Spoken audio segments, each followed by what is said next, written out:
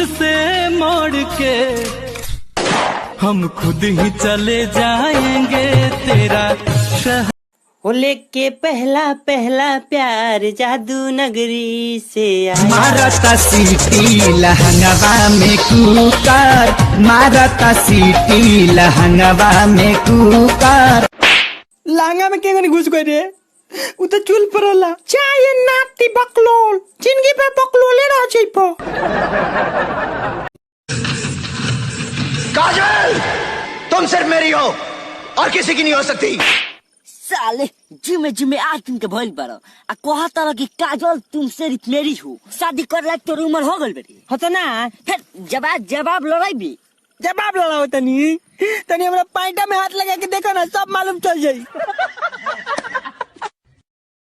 अरे यार क्या हुआ है, इतना उदास हो? कल ही आवता जान के बारात तोहफा में हमें काले के जाई रे। सारे घर से निकलल कठिन बा, इनका जान के बारात आवता।